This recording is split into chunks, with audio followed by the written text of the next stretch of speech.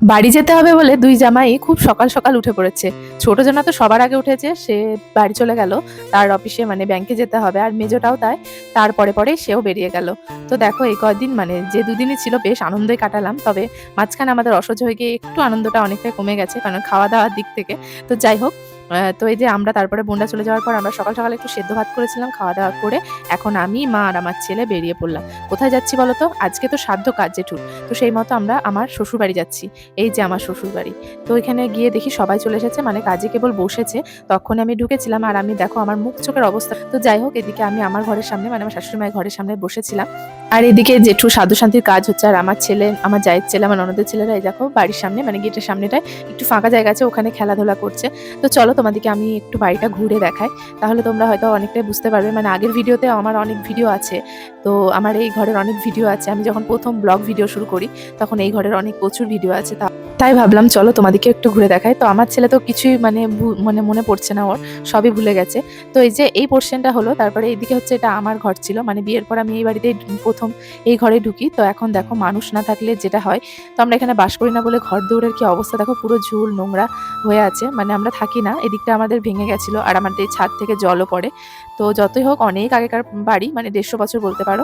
তো আর কতদিন চলবে, তাও তো অনেক এখনো বাস করে মানুষ, কিন্তু আমরা অনেকেই থাকি না এখন এই বাড়িতে।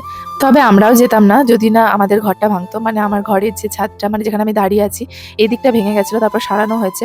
তো তাও ভয় লাগে ছোট ছেলে নিয়ে এই পুরোনো বাড়িতে না থাকাই ভালো।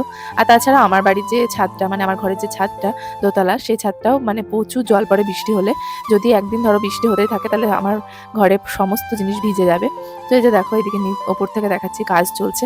তারপরে আমরা এই যে কাজ কমপ্লিট করতে করতে অনেকটাই প্রায় 4:30 বেজে গেছে। তারপর আমি চলে গেছিলাম বাড়িতে। বাড়ি গিয়ে স্নান করে এই যে আবার চলে এসেছি ভিলাতে, যেখানে খাওয়া দাওয়া হচ্ছে। তো এত সুন্দর লাগছে জায়গাটা ছাদ থেকে দেখতে, তাই তোমাদের সঙ্গে একটু শেয়ার করলাম। আর দেখো ওই ফুল গাছটা দেখতে এত ভালো লাগছে, ওটা কি ফুল আমি জানি না, তোমরা যদি জেনে থাকো অবশ্যই কমেন্ট করো।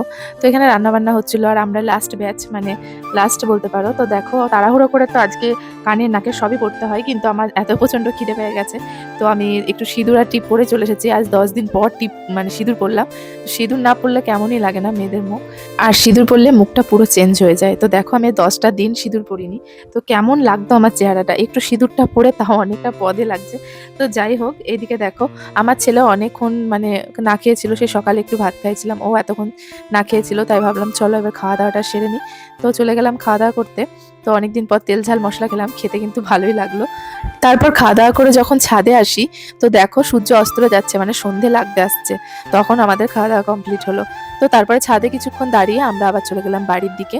তো আজকের মতো তো কাজ কমপ্লিট, মানে সাধ্য কাজ কমপ্লিট, কালকে খাওয়ান দাওয়ান হলে সব শেষ। তো আজকের মতো এতটুকুই, পরে আবার নেক্সট ভিডিও নিয়ে আসবো।